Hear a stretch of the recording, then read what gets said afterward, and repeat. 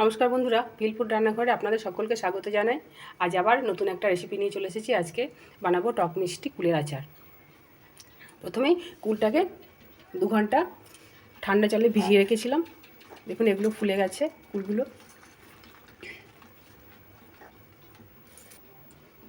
একটা মশলা বানিয়ে নেব। প্রথমে ভাজা মশলাটা বানিয়ে নেব।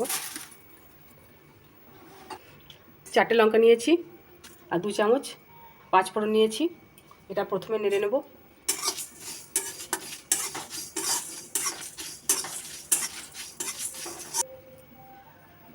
এখানে 1 চামচ ধনে নিয়েছি আর হাফ চামচ জিরে নিয়েছি। এটাকেও নেড়ে নেব।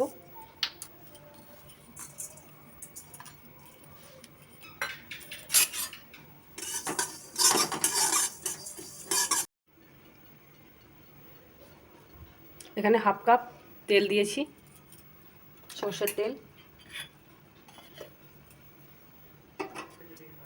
1 চিমটে 5 ফোড়ন দিয়ে দিলাম। ফুলগুলো দিয়ে দিলাম কড়াইতে।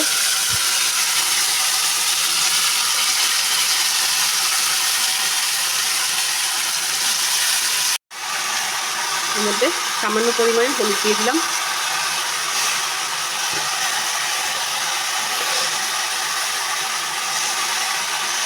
লবণটা হাফ চামচা দিয়ে দিলাম।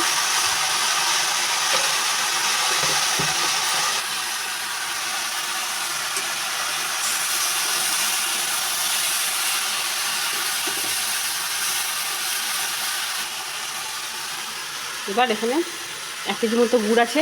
এই গুড়টা আস্তে আস্তে দেব।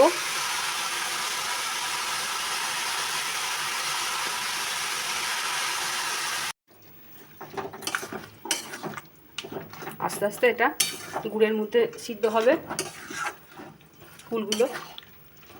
কুলটা অনেক পরিমাণে গলে যাবে।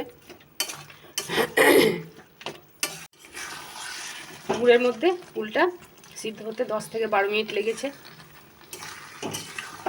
দেখুন রেডি হয়ে গেছে কুলের আচার। এবার আমি এটাকে বন্ধ করে দেবো গ্যাসটা, দিয়ে ঠান্ডা হওয়ার জন্য অপেক্ষা করব। কুলের আচারটা ঠিকঠাক সেট হয়ে গেছে আর ঠান্ডা হয়ে গেছে।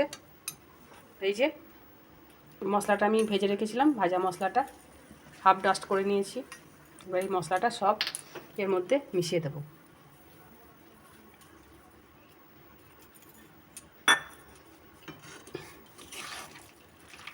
এবার একটু মাখিয়ে নেবো। এটা মশলাটা ঠিকঠাক মাখিয়ে নেব।